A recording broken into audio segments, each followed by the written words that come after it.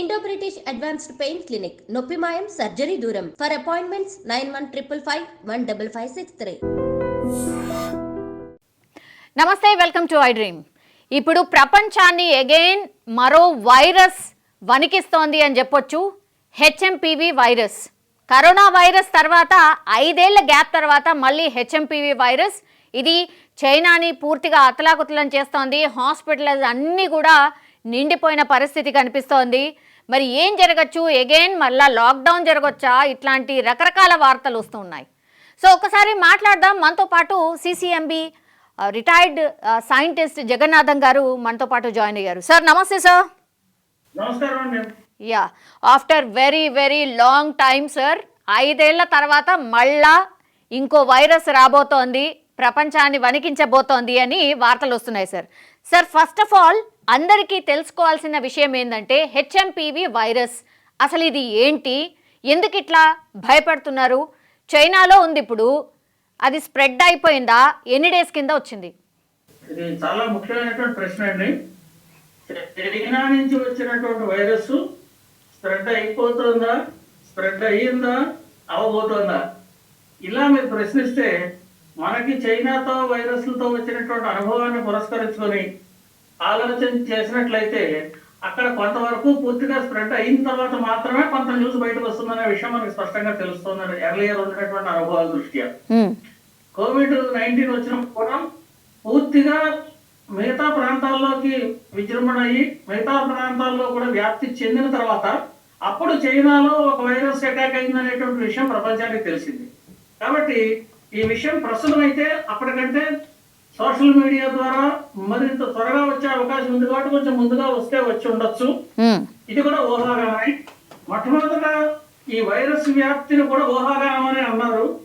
కానీ తర్వాత మన ప్రభుత్వం కూడా ఈ వైరస్ యొక్క వ్యాప్తిని నిర్ధారణ చేసి ఇది జరుగుతోంది, దీని గురించి మేము పరిశీలనలు చేస్తున్నాము, దీని పరిస్థితి ఎలా ఉంటుందనే విషయం మీద నిఘా ఉండిచ్చామనే విషయాన్ని కూడా మన ప్రభుత్వం కూడా తెలియజేయడం జరిగింది. ఈ పరిస్థితుల్లో ఈ human pneumonia virus, meta pneumonia virus అనే వైరస్, ఇది కూడా ఒక కొత్త వైరస్. అంటే ఈ వైరస్ 2000 సంవత్సరంలోనే కనుక్కున్నారు. కనుక్కొని దీని మీద పరిశోధనలు చేశారు. ఇది చేసినప్పుడు ఇది నిమోనియా లాంటి వ్యాధి. అంటే కోవిడ్ లో మనకి ఏ రకమైనటువంటి లక్షణాలు కనిపించాయో రమారంగా అటువంటి లక్షణాలు దీంట్లో కూడా కనిపిస్తున్నాయి. అయితే మీరు అడిగిన ప్రశ్నలో ఇది ఎప్పుడు ప్రారంభమైంది అనేటటువంటి విషయం మనం సమాధానం చెప్పాలంటే ప్రారంభం దీన్ని గుర్తించింది 2000 సంవత్సరంలో. ఇది జంతువుల నుంచి మనుషులకు వ్యాప్తి చెందిందన్న విషయం కూడా మనకి కొంతవరకు తెలుసు, జూనాటిక్ వైరస్ అని. అయితే చైనాలో ఎప్పుడు ప్రారంభమైంది? ఇది కరోనా వైరస్ లా కాకుండా దీని పరిస్థితి 3 రోజుల నుంచి వారం రోజుల దాకా ఉంటుందని దీని ప్రభావం. అంటే ఒకసారి ఇన్ఫెక్ట్ చేసిన తర్వాత ఇది వైరస్ సోకింది అని తెలియడానికే ఒక 3-4 రోజులు పడుతుంది. ఎందుకంటే ఆ లక్షణాలు క్రమేపీ పెరగాలి. ఈ లక్షణాలు పెరిగేలోగా ఈ అంటువ్యాధుల్లో ఉన్నటువంటి ఒక ప్రమాదకరమైనటువంటి లక్షణం ఏమిటంటే ముందర మనకు లక్షణాలు కనిపించవు. కాబట్టి వీళ్ళకి ఏ విధమైనటువంటి వ్యాధి లేదు అనుకుంటాం. కానీ వాళ్ళు మన మధ్యలో ఉంటారు ఈ వైరస్ సోకిన వాళ్ళు. ఈ మధ్యలో ఉన్నప్పుడు సోకిన వాళ్ళు వీళ్ళందరూ ఇది మనకి ఎప్పుడైతే వ్యాధిని గుర్తించే స్థితి దాకా లేదో ఈ లోగానే వ్యాధి గుర్తించే లోగానే వీళ్ళు చాలా మందికి వ్యాప్తి చేస్తారు. అటువంటి ప్రమాదం ఉన్నటువంటి వైరస్లు ఇవి. కాబట్టి మనం ఏంటంటే ఈ వైరస్లు వస్తున్నాయి అనేటటువంటిది వాళ్ళ దగ్గర వచ్చినట్టుగా మనకు ఆల్రెడీ ఒక వారం 10 రోజుల దాకా ముందే అయి ఉండొచ్చు. అందులో క్రమేపీ సంఖ్య పెరిగిన తర్వాత మాత్రమే వార్త వస్తుంది. వార్త అనేటువంటిది ఒక క్రిటికల్ మాస్. అంటే ఒక నిర్దిష్టమైనటువంటి ప్రజలకి సోకి వాళ్ళు కొంత బాధలు పడుతున్నారు అనేటువంటి విషయం వచ్చిన తర్వాత ప్రచార మాధ్యమాలు ప్రజలందరూ కూడా దాని మీద దృష్టిని సారించడం జరుగుతూ ఉంటుంది సాధారణంగా. అలా పరిస్థితుల్లో కనుక మనం ఆలోచించినట్టయితే ఒక 15 రోజులు 20 రోజుల క్రితమే ప్రారంభంలో ఉండవచ్చు. ఆ సంఖ్య క్రమేపీ పెరిగే కొద్దీ గత 3-4 రోజులుగాను మనకు వార్తలు ఇది సోకింది అనేటటువంటి వార్త వస్తోంది. కాబట్టి ఇది ఎప్పుడు వచ్చిందనే విషయాన్ని మనం చెప్పడం అనేటువంటి ప్రస్తుతం కష్టమైనప్పటికీ ఇదైతే న్యూమోనియా చూపిస్తున్నటువంటి హ్యూమన్ మెటా నిమోనియా వైరస్ అనేటటువంటి వైరస్ ప్రజలకి సోకిందని, ఇది అనేక మందికి వ్యాప్తి చెందుతోందని, దీనివల్ల మనకి వైద్య పరికరాలు ఏవైతే ఉంటాయో వైద్యశాలలు వాటి మీద ఒత్తిడి పెరిగే అవకాశం ఉందని, చైనాలో ఇది ప్రస్తుతం విజృంభణలో కూడా ఉంది, విజృంభణ దిశగా ఉంది అన్న విషయం అయితే అది కొంత ఊహాగానం కావచ్చు, వార్త కావచ్చు. ప్రస్తుతం అయితే వార్తలాగే కనిపిస్తోంది ఊహాగానం కంటే. అది దాని తాజా పరిస్థితి అనిపిస్తుంది. Yeah, exactly what is the meaning of HMPV sir? అంటే కరోనా వైరస్కి కరోనా వైరస్ అంటే ఏంటి, ఇప్పుడు హెచ్ఎంపీవీ వైరస్ అంటే ఏంటి? అంటే 2001లోనే ఇది వచ్చింది, మరి విజృంభణ ఇన్ని ఇయర్స్ తర్వాత 23 ఏళ్ల తర్వాత ఎందుకు ఇప్పుడు విజృంభిస్తోంది? ఓకే, ఇవి ఏమవుతా ఉంటాయంటే అండి, వైరస్లు అనేటటువంటి వాతావరణ పరిస్థితులు అనుకూలించినప్పుడు మాత్రమే అవి విజృంభణ చేయగలుగుతాయి. కొన్ని వైరస్లు, ఇప్పుడు మన కరోనా వైరస్ కూడా అంతే. ఈ శీతాకాలం వచ్చినప్పుడు, చలి పెరిగినప్పుడు ఇన్ఫ్లుయెన్జా వైరస్ ఇటువంటివన్నీ వస్తూ ఉండడం సహజంగా మనం చూస్తూ ఉంటున్నాం. వాతావరణ మార్పులు వచ్చినప్పుడు ఈ వాతావరణ మార్పుల వల్ల కొన్ని వైరస్లు వాటికి సహజంగా ఉండేటువంటి లక్షణం వల్ల అవి గ్రోత్ అంటే అవి అభివృద్ధి చెందేటటువంటి అవకాశాలు పుష్కలంగా ఉన్న సమయాల్లో ఇవి విజృంభణ చేస్తూ ఉంటాయి. అటువంటివి మనకి శీతాకాలంలో అంటే మనకి చలికాలం తీవ్రత పెరిగే కొద్ది అటువంటి సమయాల్లో విజృంభించే ఇన్ఫ్లుయెన్జా వైరస్ల గురించి మనకు ఆల్రెడీ తెలుసు.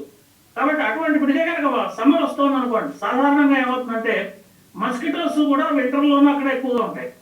సమ్మర్ వచ్చి ఒక్కసారిగా మీకు 42 degrees వెళ్ళింది అనుకోండి, ఒక్కసారిగా మాస్ ఎక్స్టెన్షన్ అయిపోతాయి. ఏం చేత ఆ టెంపరేచర్ నిలబడలేవు కాబట్టి ఒక్కసారి తీవ్ర స్థాయిలో అన్ని కూడా ఒక్కసారిగా నాశనం అయిపోతూ ఉంటాయి. అంటే వాతావరణ పరిస్థితులు వచ్చేటటువంటి మార్పుల వల్ల కొన్ని వైరస్లు కొన్ని చిన్న జీవరాశులు బ్యాక్టీరియా పెరగడానికి అనుకూలంగా ఉన్న పరిస్థితుల్లో పెరుగుతూ ఉంటాయి.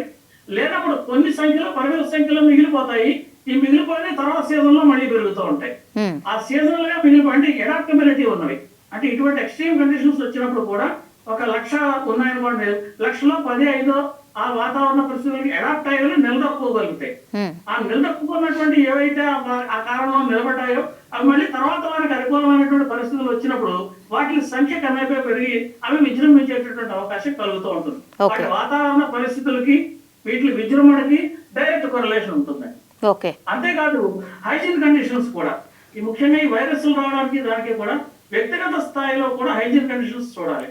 ఇవి ఏమిటంటే ఇవి ఇన్ఫెక్షన్స్ డిసీజెస్, అంటే తీవ్రంగా ఒకళ్ళ నుంచి ఒకళ్ళకి వ్యాధి సంక్రమింప చేసేటటువంటి లక్షణాలు కలిగినటువంటి వైరస్లు కాబట్టి ఇది సామాజిక బాధ్యత. ప్రతి ఒక్కరూ కూడా ఇండివిజువల్ లెవెల్లో కూడా హైజీన్ పాటిస్తూ ఉండాలి, పరిశుభ్రతని పాటిస్తూ ఉండాలి.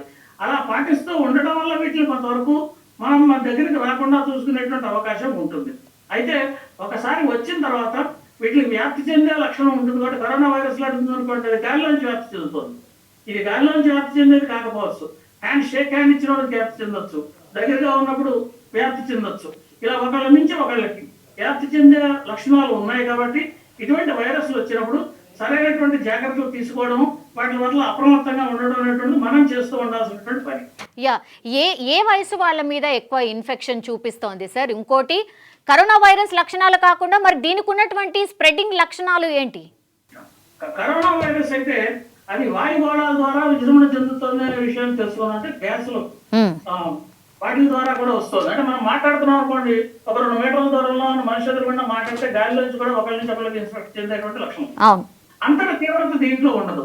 దీనికి కాంటాక్ట్ డిస్టెన్స్ కొంచెం తక్కువ ఉండాలి. అంటే అంత తీవ్రంగా కాంటాక్ట్ చెందలేదు కాకపోయినా, కానీ అంటువ్యాధి మాత్రం ఇది కూడా అంటువ్యాధి. కాబట్టి ఒక కుటుంబంలో ఉన్నప్పుడు ఒకరికి వచ్చింది అనుకోండి, వాళ్ళు 4 స్ప్రెడ్ చేసేటువంటి, వాళ్ళ కుటుంబం అంతా స్ప్రెడ్ చేసే లక్షణం, తర్వాత వాళ్ళ స్నేహితులకి, వాళ్ళ బంధువులకి, ఇలా ఒకళ్ళ నుంచి ఒకళ్ళకి ఇది సామాజికంగా వ్యాప్తి చెందుతూ ఉంటుంది.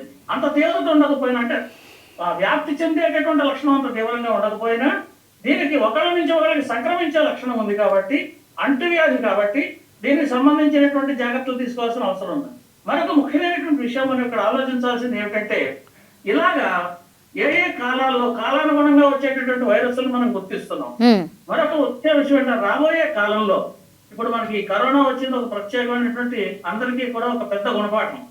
ఇది సడన్ గా రావడం, అది ఎలాగ ఆరిజిన్ అయింది, ఎలాగ స్ప్రెడ్ అయిందో కూడా తెలియకుండా ప్రపంచం అంతా వ్యాప్తి చెందడం.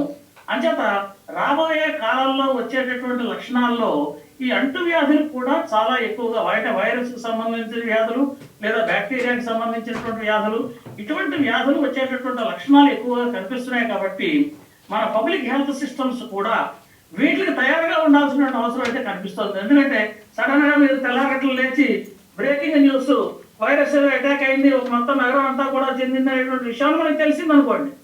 అది తెలిస్తే దాని గురించి మనం ఏ రకమైనటువంటి అప్పటికప్పుడు నిద్ర లేచి మనం దాన్ని ఆఫ్ చేయగలిగిన పరిస్థితిలో ఉండలేము. కాబట్టి దీనికి తగినటువంటి పరిశోధనలు ఇప్పుడు మనం స్పష్టంగా ఇప్పటి నుంచే ప్రారంభం చేసి ఇటువంటి పరిస్థితులు మనకు కనిపిస్తున్నాయి కాబట్టి, అంటే అంటువ్యాధులు ప్రబలేటటువంటి పరిస్థితులు, ఈ అంటువ్యాధుల మీద కొన్ని చోట్ల పరిశోధనలు జరుగుతున్నాయి, కొన్ని పరిశోధన ల్యాబొరేటరీస్ లో. ఇంకో పాట ల్యాబొరేటరీస్ లో లీక్ అయినా పొరపాటున జరిగినా ప్రపంచం మీదకి వచ్చి పడతాయి, లేదా అవి సహజంగా వ్యాప్తి చెందిన ప్రపంచం మీద అందరికీ వచ్చి చెందేటువంటి లక్షణాలు ఉన్నాయి. కాబట్టి దానికి కావాల్సిన ఆసుపత్రులను మనం అప్రమత్తం చేసుకోవాల్సిన అవసరం ఉంటుంది. దీని గురించి పరిశోధనలు రాష్ట్ర ప్రభుత్వాలు, కేంద్ర ప్రభుత్వాలు కూడా మరింతగా దీని మీద దృష్టి సారించి ఇటువంటి ఇన్ఫెక్షన్స్ డిసీజ్ వచ్చినప్పుడు మనం ఏ రకంగా అప్రమత్తంగా ఉండాలి, ఒక్కసారిగా మన ప్రభుత్వం ఈ ఆరోగ్య వ్యవస్థల మీద ఒత్తిడి ఒక్కసారిగా వచ్చిందంటే తట్టుకోలేని పరిస్థితిలో ఉంటుంది. కాబట్టి అటువంటి పరిస్థితి రాకుండా జాగ్రత్తలు తీసుకోవడానికి సరిపడా అవకాశాలు ఈ కరోనా ఒకటి కల్పించింది. అనుకోకుండా ఇప్పుడు మేము మళ్ళీ ఈ వైరస్ అటాక్ చేయడం అనేటువంటిది, హ్యూమన్ మెటానిమోనియా వైరస్ అటాక్ చేయడం అనేటువంటిది ఒకటి. ఇది కేవలం హ్యూమన్ మెటానిమోనియా వైరసే కాకపోవచ్చు, ఇది ఇన్ఫ్లుయెన్జా ఏ వైరస్ అని చెబుతున్నారు, కోవిడ్ ఏ వైరస్ కూడా అక్కడ ఉందంటున్నారు, మైకోప్లాస్మా నిమోనియా అంటే ఒకటి కాదు, ఇంత మునిపైతే ఒకటే. ఎగ్జాక్ట్లీ సార్, నేను కూడా అదే అడగబోతున్నా. మీరు ఒక్క వైరస్ గురించి చెప్పట్లేదు, మల్టిపుల్ వైరసెస్ ఉన్నాయి అని హింట్ ఇస్తున్నారు ఆర్ వార్న్ చేస్తున్నారా సార్? అది అది అది ప్రస్తుతం ఉన్నటువంటి ప్రమాదం అది. కాబట్టి అంటే ఇప్పుడు మీరు మనకు తెలుస్తున్నది ఏమిటి, ఇది మైకోప్లాస్మానా తెలియదు, కరోనా వైరస్ తెలియదు, హెచ్ఎంవి అయినా తెలియదు, ఇలా రకరకాలైనటువంటి వైరస్లు ఒకేసారి మూడు విజృంభణ చేసేయా తెలియదు. కాబట్టి సర్వేలెన్స్ అనేటువంటి చాలా ముఖ్యమైనటువంటి విషయం. ఇటువంటి పరిస్థితులు ఒక దేశం నుంచి ఇప్పుడు మనకి ఏంటంటే చైనా విషయం వచ్చేటప్పటికి ఇంతవరకు కరోనా వైరస్ ఎక్కడ ప్రారంభమైంది, దాని ఆరిజిన్, అది మార్కెట్ లో ప్రారంభమైందా, ల్యాబొరేటరీ నుంచి బయటకు వచ్చిందా, ఈ విషయాలు కూడా ఇంతవరకు శాస్త్రీయంగా ప్రపంచానికి స్పష్టమైనటువంటి సమాధానం ఇంతవరకు లేదు. 5 సంవత్సరాల తర్వాత కూడా అది కాకుండా ఇలాగానే మళ్ళీ కొత్త వైరస్లు ఫలానా చోటు నుంచి అదే దేశం నుంచి విజృంభణ చెందుతున్నాయి. ఈ పరిస్థితుల్లో నైబరింగ్ మనం ఇమీడియట్ నైబర్స్, మనం చైనాకి మనం ఇమీడియట్ నైబర్స్, అటు ఇటు రాకపోకలు తీవ్రంగా ఉంటాయి, అనేటువంటి వ్యాపారాలు ఉంటాయి, సామాజికంగా కనెక్షన్స్ ఉంటాయి, ఇలా రకరకాలైనటువంటి కనెక్షన్స్ ఉంటూ ఉంటాయి. కాబట్టి వృత్తి వ్యాపారాలు ఉంటాయి. కాబట్టి మనం ఇటువంటి వచ్చినప్పుడు ఎంత అప్రమత్తంగా ఉండాలో అంత అప్రమత్తంగా ఉండడం ఒకటి. రెండవది, ఇందాక నేర్మన్నట్టుగా మన ఆరోగ్య వ్యవస్థల్ని, మన పరిశోధన సంస్థల్ని కూడా అప్రమత్తం చేసి ఏదైనా ప్రమాదకరమైన పరిస్థితి వస్తే దాన్ని తట్టుకునేటందుకు వీలుగా మనం పరిశోధనలపై దృష్టి సారించాల్సిన అవసరం ఉంది. ఎందుకంటే ఒక్కసారిగా విజృంభణ చెందితే వీటిని తట్టుకోవడం చాలా కష్టం. ఏమీ తెలియదు అని చేతులెత్తే ప్రజారోగ్యం గాలికి వదిలేసే పరిస్థితి అవుతుంది. ఆ రకంగా కూడా ఉండడానికి వీల్లేదు. కాబట్టి కరోనా వల్ల మనకు వచ్చినటువంటి అనుభవాల దృష్ట్యా మళ్ళీ అనుకోకుండా అదే ప్రదేశాల నుంచి మళ్ళీ వైరస్లు, ఒక వైరస్ కాదు ఎన్ని వైరస్లు అనేటువంటిది కూడా స్పష్టత లేని పరిస్థితుల్లో ఈ రకమైనటువంటి విజృంభణ జరుగుతుంది. అంటే మనం దేని గురించి మందు వేస్తాం, దేని గురించి చర్యలు తీసుకుంటాం. కాబట్టి మన పరిశోధనలు మనకు ఆత్మనిర్భర్ భారత్ అనే మన ప్రధానమంత్రి గారు ఏ పిలుపు అయితే ఇచ్చారో, మనం పరిశోధనలో ముఖ్యంగా వైరస్ పరిశోధనలో, ఇన్ఫెక్షన్స్ డిసీజెస్ పరిశోధనలో కూడా ఆ రకమైనటువంటి ఆత్మనిర్భరతను సాధించినప్పుడు మాత్రమే మనం ఎవరి మీద డిపెండ్ అవ్వకుండా, ఎందుకంటే మందుల గురించి వాళ్ళ మీద డిపెండ్ అవ్వలేం, ప్రోటోకాల్స్ గురించి వాళ్ళ మీద డిపెండ్ అవ్వలేం, అన్ని మనంతటి మనమే సిద్ధం చేసుకునే పరిస్థితి మనం రావాలి. కరోనా విషయంలో మనం ఆ స్థితిని పొందాం. మనం వివిధ దేశాల నుంచి మనం కొనుక్కోవాల్సినటువంటి వ్యాక్సిన్ కొనుక్కోవాల్సిన పరిస్థితుల్లో అది లేకుండా ప్రధానమంత్రి మోడీ గారి నేతృత్వంలో ప్రస్తుతం మనకు కావాల్సినటువంటి వ్యాక్సిన్లు అన్నింటినీ మన దేశంలో మనమే తయారు చేసుకున్నాం. మన దేశంలో ఉన్న ప్రజలందరికీ కూడా ఉచితంగా పంపిణీ చేయడం జరిగింది. అంతేకాదు మన పక్క దేశాలను కూడా రక్షించేటటువంటి స్థితికి మనం వెళ్ళాం. ఇటువంటి స్థితిలో మనకు ఉన్నప్పుడు మన ఆరోగ్య వ్యవస్థలు కూడా చక్కబడుతున్నటువంటి ఈ పరిస్థితుల్లో మన దృష్టి ఏ రకంగా పెట్టాలంటే ఇన్ఫెక్షన్స్ డిసీజు వస్తున్నాయి. కాబట్టి వీటిని నియంత్రించడానికి, వీటిని గుర్తించడానికి, వీటిని వ్యాప్తి చెందకుండా చేస్తున్న చర్యలు తీసుకోవడానికి పరిశోధనలు చేయడం, దానికి సరిపడేటువంటి సర్వేలెన్స్ ఇంక్రీజ్ చేసుకోవడం తప్పనిసరిగా చేయాల్సిన పరిస్థితిగా కనిపిస్తుంది. సార్ ఇది ఎంత డేంజరస్ సార్? కరోనా వైరస్ వల్ల 1,00,000 మందికి సోకితే కనీసం ఒక 100 నుంచి 500 మంది చనిపోయినరు. ఓకే, సో ఇప్పుడు హెచ్ఎంపీవీ వైరస్ ఎంత డేంజరస్ సార్? మీరు చెప్పిన దాని ప్రకారం అయితే మల్టిపుల్ వైరసెస్ ఉండొచ్చు అంటున్నారు. అంటే కరోనా కంటే కూడా డేంజరస్ వైరసెస్ ఉన్నాయి అనేటువంటిది అయితే మీరు హింట్ ఇస్తున్న పరిస్థితి కనిపిస్తోంది. ఇవి సోషల్ మీడియాలో వచ్చిన ఊహాగానాలండి. ఇప్పుడు మనం ఏ రకంగా అయితే కరోనా ఆరిజిన్ గురించి ఊహాగానాలు చేసామో, ఇది మార్కెట్ నుంచి వచ్చిందా, ల్యాబొరేటరీలోంచి లీక్ అయి పరిశోధనలో బయటపడిందా, ఇలా తెలియని పరిస్థితుల్లోంచి వచ్చినటువంటి ప్రదేశం నుంచి మనం మాట్లాడుకుంటున్నాం. మీకు వార్తలు కరాఖండిగా మన దేశంలో వార్తలు వచ్చినట్టుగా అటువంటి దేశాల నుంచి వార్తలు అంత ఈజీగా రావు. ప్రజాస్వామ్య దేశాల నుంచి వచ్చినటువంటి వార్తలు మీకు పూర్తి స్వేచ్ఛ ఉంటుంది. ఎవరి దగ్గరికి హాస్పిటల్కి వెళ్ళగలరు, రాజకీయ నాయకుడి దగ్గరికి వెళ్ళగలరు, శాస్త్రవేత్త దగ్గరికి వెళ్ళగలరు, ఎవరితోటైనా మీరు డాక్టర్ గారి దగ్గరికి వెళ్ళగలరు, ఇన్ఫర్మేషన్ తీసుకురాగలరు. అటువంటి ఇన్ఫర్మేషన్ అంత ఈజీగా వచ్చేటటువంటి వ్యవస్థ కాబట్టి మన వ్యవస్థలో ఇన్ఫర్మేషన్ స్ప్రెడ్ ఈజీగా ఉంటుంది. అక్కడి నుంచి వచ్చే ఇన్ఫర్మేషన్ లిమిటెడ్ గా ఉండేటువంటి అవకాశాలు చాలా ఎక్కువగా ఉన్నాయని ఊహించవచ్చు మనం ఆ ఉన్న పరిస్థితుల్లో. కాబట్టి ఇది ఒకటి కంటే ఎక్కువ వైరస్ అయితే దాన్ని ఏ రకంగా ఎదుర్కోవాలి, అసలు ఫస్ట్ ఏ వైరస్ తెలియాలి కదా. ప్రస్తుతం తెలవడం అయితే మనకు మైకోప్లాస్మా చెబుతున్నారు, ఇన్ఫ్లుయెన్జా ఏ చెబుతున్నారు, అలాగే హ్యూమన్ మెటానిమో వైరస్ చెబుతున్నారు. వీటి వల్ల హ్యూమన్ మెటానిమో వైరస్ వల్ల కూడా కొన్ని మరణాలు సంభవించినట్టుగా ఈ ఊహాగానాలు యూట్యూబ్ లేదా మన సోషల్ మీడియా ద్వారా వచ్చినటువంటి ద్వారా తెలుస్తోంది. ప్రధాన మీడియా ద్వారా ప్రభుత్వం ద్వారా ఖరారు కావాల్సినటువంటి అవసరం ఉంది. అది అయినప్పుడు అంటే ఖరారు అయ్యేదాకా మనం వెయిట్ చేయాలా లేదా చర్యలు తీసుకోవాలా? మనకు ఒక ప్రమాదకర పరిస్థితి ఉంది అని తెలిసినప్పుడు, ఫర్ ఎగ్జాంపుల్ ఇదే వ్యాధి ఎక్కువ మంది సోకిన పరిస్థితుల్లో మన ఆక్సిజన్ సిలిండర్స్ ని వాటిని మన హాస్పిటల్లో సరిగా పెట్టుకోవాలి. ఎందుకంటే ఇది శ్వాసకోశ సంబంధమైనటువంటి వ్యాధులను కలుగజేస్తుంది. అలాగే రొంప, దగ్గు ఇటువంటి వ్యాధులు, ఇటువంటి లక్షణాలు కలిగినటువంటి పరిస్థితి కనిపిస్తోంది. కాబట్టి దీని లక్షణాలు ఏవైతే ఉన్నాయో ఆ లక్షణాలను నియంత్రించడానికి వైరస్ అటాక్ ఉన్నప్పుడు వైరస్ కి మందు ఉండదండి. ఇది ఒక పెద్ద ప్రధాన సమస్య. వైరస్ కి డైరెక్ట్ గా లేదు. ఒకవేళ వైరస్ సోకినప్పుడు సెకండరీ ఇన్ఫెక్షన్ ద్వారా ఏదైనా బ్యాక్టీరియల్ ఇన్ఫెక్షన్ వచ్చిందనుకోండి, ఆ బ్యాక్టీరియా నియంత్రించడానికి యాంటీబయోటిక్స్ ఇస్తారు. అంతే తప్ప వైరస్ అంటే యాంటీవైరల్ మాలిక్యూల్స్ చాలా తక్కువ ఉన్నాయి. అవి కొన్ని మాత్రమే ఉన్నాయి. అవి ఆ వైరస్లన్నీ వీటిని వాడగలమా వాడలేమా, రీపర్పసింగ్ పనికొస్తుందో పనికిరాదు, ఇవన్నీ టైం పట్టేటువంటి విషయాలు. కాబట్టి అది ఏమిటి అన్నది స్పష్టత రావాలి, దాన్ని గుర్తించడానికి కూడా స్పష్టత రావాలి. అప్పుడు మాత్రమే మనం యాక్చువల్గా చర్యలు తీసుకోవడానికి వీలవుతుంది ఆసుపత్రిలో, లేదా సిమ్టమాటిక్ ట్రీట్మెంటే జరుగుతూ ఉంటుంది. కాబట్టి ఇటువంటి విషయాల్లో మనం సరైనటువంటి అప్రమత్తం. అందుకనే నేను ఆత్మనిర్భర్ భారత్ అని చెబుతున్నది ఏది ఇన్ఫెక్షస్ డిసీజెస్ కూడా మనం దాన్ని సాధించినప్పుడు ఎవరి మీద డిపెండ్ అవ్వకుండా మనం ఏ రకంగా అయితే వ్యాక్సిన్లు తయారు చేసుకున్నామో అటువంటి పరిస్థితి ఇటువంటివి ఏ వచ్చినప్పటికీ కూడా సంసిద్ధంగా ఉండడం అనేటువంటి మనం చేయాల్సినటువంటి పరిస్థితి. ఎందుకంటే ఈవేళ చైనా కావచ్చు, రేపు మరో చోట నుంచి కావచ్చు, మనకున్న పొరుగు దేశాల నుంచి కూడా రకరకాలుగా ప్రమాదాలు పొంచి ఉన్నాయి. కాబట్టి ఏ పక్క నుంచి ఏమొస్తుందో మనకు తెలియదు. ఇటువంటి పరిస్థితుల్లో మనం అప్రమత్తంగా ఉండడం అనేటువంటి చాలా ముఖ్యమైనటువంటి అంశంగా కనిపిస్తుంది. కరోనా వైరస్ సోకినప్పుడు అంటే అది సోకిందా లేదా అన్న దానికోసం ఒక టెస్ట్ చేశాం సార్. మరి ఇప్పుడు ఏంది, ఇప్పుడు హెచ్ఎంపీవీ వైరస్ సోకిందా లేదా అనే దానికి కూడా టెస్ట్ చేసుకోవాల్సిందేనా? ఏం జరగచ్చు సార్? అంటే ఎట్లా గుర్తించాలి? మరి పరీక్ష అనేటువంటి తప్పనిసరిగా పరీక్ష చేసిన తర్వాత గుర్తించడం జరుగుతుందండి. ఈ వైరస్ లో చేయడం కోసం ఏంటంటే చెస్ట్ ఎక్స్రే తీస్తారు. అలాగే దానికి సంబంధించినటువంటి వేరే ఇతరత్ర బ్రాంకోస్కోపీ అని ఒక టెస్ట్ ఉంది. అటువంటి టెస్టులు చేస్తారు. అయితే ఆ టెస్టులు ఎప్పుడు పెడతాం? మామూలుగా జ్వరం, రొంప ఇవన్నీ ఈ లక్షణాలన్నీ ఎక్కువగా కనిపించినప్పుడు, తీవ్రత ఎక్కువగా కనిపించినప్పుడు, మనం ఇది మామూలు వైరస్ కాదు అని అనుమానించినప్పుడు. ఇప్పుడు దీంట్లో ఉన్న లక్షణాలు కరోనా వైరస్ తోటి ఇతర లక్షణాలతోటి కొన్ని సామ్యంగా ఉన్నప్పుడు, చాలా మటుకు లక్షణాలు ఉన్నప్పుడు అది మిస్లీడింగ్ అవుతుంది కదా డయాగ్నోసిస్ లో. కాబట్టి ఈ డయాగ్నైజ్ చేసేటప్పుడు కూడా తీవ్రత, నెంబర్ ఆఫ్ సంఖ్య, కేసులు ఎన్ని ఉన్నాయి, ఎంతమందికి వస్తుంది, వీళ్ళ లక్షణాలు ఏ రకంగా ఉన్నాయి అనేటువంటివన్నీ పూర్తిగా క్షుణ్ణంగా తెలిస్తే కానీ మనం స్పష్టంగా చెప్పడానికి వీలుండదు. కాబట్టి దీనికైతే చెస్ట్ ఎక్స్రేలు అవి తీస్తారు, బ్రాంకోస్కోపీ చేస్తారు. అలా చేసి దీనికి సరిపడా టెస్టులు చేసి అవునా కాదా అనేటువంటి నిర్ధారణ చేస్తారు. అలాగే వైరస్ అన్నప్పుడు దానికి మనం లాగడానికి ఉన్నట్టుగా PCR టెస్టులు కూడా అటువంటివి కూడా చేసి ఫలానా వైరస్ అవునా కాదా స్పెసిఫిక్ గా చెప్పడానికి ఆ RT-PCR కానీ PCR కానీ ఇది కూడా mRNA వైరస్ ఇది కూడాను. కాబట్టి RT-PCR అని చేస్తారు. అది పరీక్షలు చేసి ఆ వైరస్ అవునా కాదా నిర్ధారణ చేయడానికి మనకు అవకాశం కుదురుతుంది. అయితే ఫలానా వైరస్ అని తెలిసిన తర్వాత మాత్రమే దానికి సరిపడా వైద్యం, దానికి సరిపడా ప్రికాషన్స్ ఇవన్నీ కూడా తీసుకునేటందుకు అవకాశాలు ఉంటాయి. ఇప్పుడు 15-20 రోజులు అయింది చైనాలో స్ప్రెడ్ అయ్యి అని అనుకుందాం సార్. ఒకవేళ మరి అటు ఇటు మన పొరుగు దేశమే కాబట్టి అటు ఇటు తిరుగుతూనే ఉన్నారు కదా సార్. లాక్డౌన్ లేదు, ఏమీ లేదు.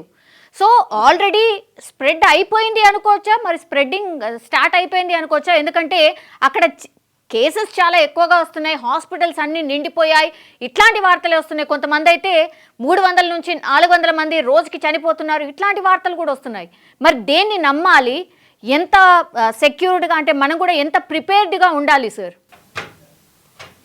ఇది చాలా ముఖ్యమైనటువంటి ప్రశ్న. ఎందుకంటే పొరుగు దేశము దగ్గర రాకపోకలు అనేటువంటివి జరుగుతూ ఉంటాయి. బార్డర్స్ ఉన్నాయి, పెద్ద బార్డర్స్ ఉన్నాయి, మనకి వాళ్ళతో చాలా లాంగ్ బార్డర్స్, వేలాది కిలోమీటర్ల ద్వారా బార్డర్స్ ఉంటాయి. కాబట్టి ఇటువంటి పరిస్థితుల్లో మనం చేయాల్సింది ఏంటంటే ఈ రాకపోకల మీద వచ్చేటటువంటి వాటిని మనం స్పష్టంగా మనం నిఘా చేయాల్సినటువంటి అవసరం ఉంటుంది. అక్కడ వచ్చి వెళ్ళే వాళ్ళని మన దేశంలో ఉన్న పరిస్థితి అయితే మన ఆరోగ్య శాఖ, భారత ప్రభుత్వం ఇచ్చినటువంటి ఆరోగ్య శాఖ చెప్పినటువంటి విషయాల ద్వారా ప్రస్తుతం మనం కంగారు పడాల్సినటువంటి పరిస్థితి ఏమీ లేదు అనేటువంటి విషయం అయితే సూచిస్తున్నారు.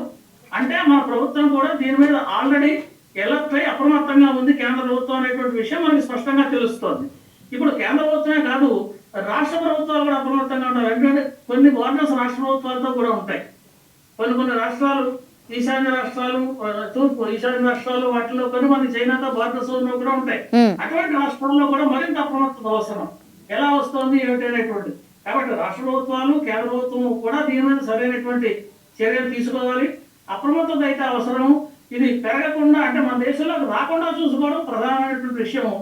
ఆల్రెడీ వస్తే గుర్తించడానికి సరిపడా ఏర్పాట్లు అవి చేసుకోవాలి. ప్రస్తుతం అయితే ఇంకా అంతటి తీవ్రస్థత లేదు అనేటటువంటి విషయమే మనకి ప్రభుత్వ వర్గాల ద్వారా మనకు తెలుస్తున్నటువంటి విషయం. మనం దాన్నే పరిగణలోకి తీసుకోవాలి. మన దేశంలో నేను ఇందాక మాట్లాడినట్టుగా సమాచారం తెలుసుకోవడం మరింత సులభతరం. కాబట్టి ఏదైనా అవసరం అయితే మనకి ఎక్కడి నుంచి ఇన్ఫర్మేషన్ వస్తే అప్పుడు ఏ రకంగా దీని మీద చర్యలు తీసుకోవాలి మన దేశంలో అన్న విషయం కూడా దాన్ని సరైనటువంటి చర్యలు తీసుకోవడానికి అవకాశం కలుగుతుంది.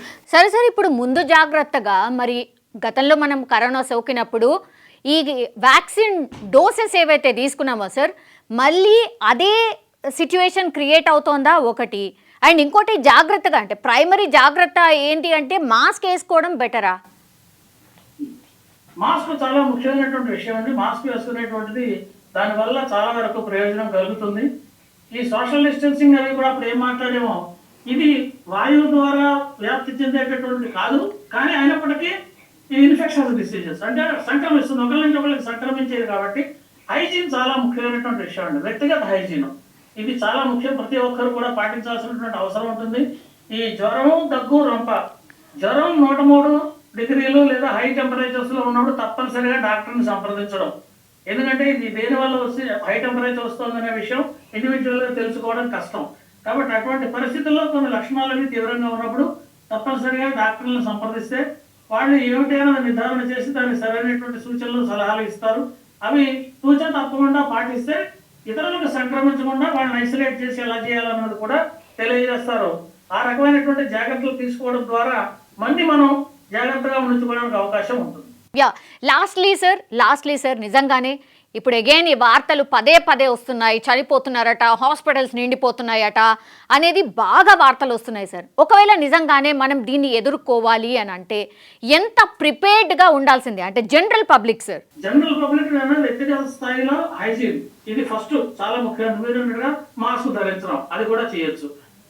హాస్పిటల్స్ లెవెల్లో ఆక్సిజన్ సిలిండర్స్ కొంచెం జాగ్రత్తగా ఎక్కువగా ఉండించుకోవాల్సిన అవసరం ఉంటుంది. ఎందుకంటే శ్వాసకోశ సంబంధమైనటువంటి సమస్యలు ఉన్నాయి కాబట్టి. అలాగే ఈ వైరస్ సోకడం ద్వారా వచ్చేటటువంటి జ్వరం, దగ్గు, రొంప ఇటువంటివి ఏవైతే ఉన్నాయో వాటిలన్నింటినీ నిరోధించడానికి సరిపడా, నియంత్రించడానికి సరిపడా మాత్రల్ని సరైనటువంటి మోతాదులో ఉండించుకోవడం, ప్రిపేర్డ్గా ఉండడం, అవసరమైతే ఐసోలేషన్ వార్డ్స్ సెపరేట్గా ఇటువంటి వాటికి కొన్నింటికి కొంత ప్రిపేర్ అయి ఉండడం అవసరం అవుతుంది. ఆ జాగ్రత్తలు తీసుకుంటే ప్రస్తుతం మనకు ఉన్నటువంటి పరిస్థితుల్లో మనం అంత తీవ్రమైనటువంటి స్థితిలో ఉన్నట్టుగా లేదు. కానీ ఇది 3-4 రోజులు ఇంక్యుబేషన్ టైం ఉంటుంది. ఇది వైరస్ ఇంక్యుబేట్ అయ్యి ఆ లక్షణాలు కనిపించడానికి సమయం ఉంటుందని అనుకున్నాం కదా. కాబట్టి ఆ లక్షణాలు అనేది ఒక్కసారిగా పెరిగితే మాత్రం కష్టం అవుతుంది. కాబట్టి తగినటువంటి జాగ్రత్తల్లో ఉండడం మంచిదేను. ఒకవేళ నిజంగానే చైనాలో ఎమర్జెన్సీ సిచ్యువేషన్ వచ్చింది, అక్కడ కొన్ని ఏరియాస్లో లాక్డౌన్ పెట్టారు అనేటువంటిది కూడా కొంత ఎక్కువ ప్రచారం జరుగుతోంది సార్. నిజంగానే ఇట్లాంటి స్ప్రెడ్ ఇంకా చాలా తీవ్రంగా ఉంటే లాక్డౌన్ సిచ్యువేషన్ రావచ్చా సార్? లాక్డౌన్ డిసిషన్ తీసుకోవచ్చా? మన దగ్గర అంత పరిస్థితి రావడానికి అవకాశం లేదు. ఆల్రెడీ అక్కడ విజృంభించింది అన్న విషయం మనకి తెలిసింది కాబట్టి, అది కొంచెం ముందుగా తెలిసిందని అనుకుంటున్నాం కాబట్టి దానికి సరిపడా చర్యలు కనుక మనం ఇప్పటి నుంచి కనుక తీసుకుంటే అక్కడి నుంచి వచ్చే రాకపోకలు, ప్రయాణికులు ఇటువంటి వాటి మీద ఆ వస్తువులు కావచ్చు, మనుషులు కావచ్చు, జంతువులు కావచ్చు, ఈ రాకపోకలు ఏవైతే ఉంటాయో ఆ రాకపోకలు ట్రాన్స్పోర్టేషన్ లో ఉండేటటువంటి వాటిలో తగిన జాగ్రత్తలు తీసుకోవడం ద్వారా అది ఇక్కడికి మన దగ్గరికి రాకుండా మనం తగిన జాగ్రత్తలు తీసుకోవడం చేయడం వల్ల కొంతవరకు దీన్ని నియంత్రణ చేయడానికి వీలవుతుంది. రెండవది మన ఆరోగ్య వ్యవస్థల్ని అప్రమత్తం చేసుకుంటూ ఉండడం. ఈ రెండిట్ల వల్ల మనం దీన్ని తప్పనిసరిగా ఇటువంటి దాన్ని, ఎందుకంటే కరోనానే ఎదుర్కొన్నాం, అంతటి మహమ్మారినే ఎదుర్కొన్నాం. 140 కోట్ల పైబడి 280 కోట్ల డోసుల వ్యాక్సిన్లను తయారు చేసి ప్రజలందరికీ ఉచితంగా పంపిణీ చేసినటువంటిది భారతదేశం. పక్క దేశాలకు కూడా వేయగలిగినటువంటి భారతదేశం. మనం స్వయం సమృద్ధిని సాధించామనే చెప్పచ్చు ఆ విషయంలో. కాబట్టి ఎటొచ్చి మనం ఏం చేయాలంటే పరిశోధనల విషయంలో మరింత అప్రమత్తంగా ఉండాలి. ఈ వైరస్ల మీద, ఇన్ఫెక్షన్ డిసీజెస్ మీద పరిశోధన మీద మరింత దృష్టి సారించినట్టయితే ఇటువంటి వాటిని ఎదుర్కోవడానికి మనం ప్రమాదమేగా అప్రమత్తంగా ఉన్నామని స్పష్టంగా చెప్పచ్చు. Yes sir. Sir lastly sir, అందరి అంటే జనరల్ పబ్లిక్ పర్సెప్షన్లో సార్ ఇప్పుడు జ్వరం వచ్చింది అనుకోండి, ఇప్పుడైతే చలికాలము చాలా ఫ్లూ చాలా ఎక్కువగా ఉంటుంది, ఈ వైరస్కి సంబంధించిన జ్వరాలు కూడా చాలా ఎక్కువగా వస్తున్నాయి సార్. ఇప్పుడు అందరికీ కూడా జలుబు, దగ్గు ఇవన్నీ ఉన్నాయి సార్. సో ఇప్పుడు ప్యానిక్ కాకుండా ఉండడానికి, మేబీ ఈ హెచ్ఎంపీవీ వైరస్ మనకే సోకిందేమో అని అనుకోకుండా ఉండడానికి దాని ఎగ్జాక్ట్లీ లక్షణాలు ఏంటి సార్? ఏ సిట్యుయేషన్లో నిజంగానే ఐసోలేట్ కావాల్సిన అవసరం ఉంది అండ్ హాస్పిటల్లో సరైన ట్రీట్మెంట్ తీసుకోవాల్సిన అవసరం ఉంది సార్? హై టెంపరేచర్ వస్తుంది అంటే సరైనటువంటి జాగ్రత్త తీసుకోవాలి. ఇది రన్నింగ్ నోస్ కూడా ఉంటుంది. దీంతో పాటు రన్నింగ్ నోస్ వచ్చినప్పుడు ఒకవేళ తుమ్ము, దగ్గు ఇటువంటి వచ్చినప్పుడు చేతులను ఇలా అడ్డం పెట్టుకుని, లేదా మాస్క్ ఏదైనా గుడ్డడ్డం పెట్టుకుని దాన్ని అలా అడ్డం పెట్టుకుని ఆ తుమ్ము, దగ్గు మొదలైనటువంటి ప్రక్రియలు ముఖ్యంగా పబ్లిక్ ప్లేసెస్లో, ఇంట్లో ఉన్నప్పుడు కూడా తగిన జాగ్రత్తలు తీసుకుంటాం. దీనివల్ల వ్యాధి ఒకరి నుంచి ఒకరికి రాకుండా చూడొచ్చు. మాస్క్ ధరించడం వల్ల కొంతవరకు ప్రివెంట్ చేయొచ్చు. అయితే ఈ లక్షణాలు తీవ్రంగా ఉండి 3-4 రోజులు పెర్సిస్టెంట్గా ఉన్నాయనుకోండి, పెర్సిస్టెంట్గా ఉన్నప్పుడు తప్పనిసరిగా వైద్యులు సంప్రదిస్తే మంచిది. అంటే కంటిన్యూ లక్షణాలు తగ్గకుండా అలాగే కంటిన్యూ అవుతున్నాయి అనుకోండి, అంటే వైరస్ అవ్వచ్చు. అలాంటప్పుడు ఆ టెంపరేచర్ అలా ఎక్కువగా మేము అందరూ వాడుతున్న కొద్దీ పోయినప్పటికీ కూడా ఆ టెంపరేచర్ అలాగే చూపిస్తుంది అనుకోండి, అప్పుడు తప్పనిసరిగా డాక్టర్లను సంప్రదించాల్సిన అవసరం వస్తుంది. డాక్టర్లను సంప్రదిస్తే సరైనటువంటి మందు పడుతుంది, ప్రాబ్లం ఉండదు. Yes sir. లాస్ట్లీ మీరు ఏమైనా చెప్పదలుచుకున్నారా సార్? లాస్ట్లీ ఇది మన దేశంలో మనకున్నటువంటి పరిస్థితుల వల్ల, ముఖ్యంగా జనసాంద్రత అధికంగా ఉండేటటువంటి పట్టణాల్లో అప్రమత్తంగా ఉండాల్సినటువంటి అవసరం అయితే ఉంటుంది. ముఖ్యంగా ఎయిర్పోర్ట్స్ ఎక్కడెక్కడైతే ఉన్నాయో భారీ స్థాయిలో రాకపోకలు జరుగుతున్నాయో, అయితే ఏ ప్రదేశంలో అయితే అవుట్ బ్రేక్ అయిందని అనుకుంటున్నామో అక్కడి నుంచి వచ్చేటటువంటి వాటిలో మరింత జాగ్రత్తగా ఉంటూ అవసరమైనటువంటి సర్వేలెన్స్ ని పెట్టుకుంటే మనకి సమస్య ఉండకపోవచ్చని అనిపిస్తోంది. కానీ మనకి ఇప్పటికే ఆల్రెడీ లోపలికి వచ్చి ఉండి కొంత సమస్య ఉంటుంది, మనకు ఒక వారం 10 రోజులు అయితే కానీ సమస్య తెలియదు.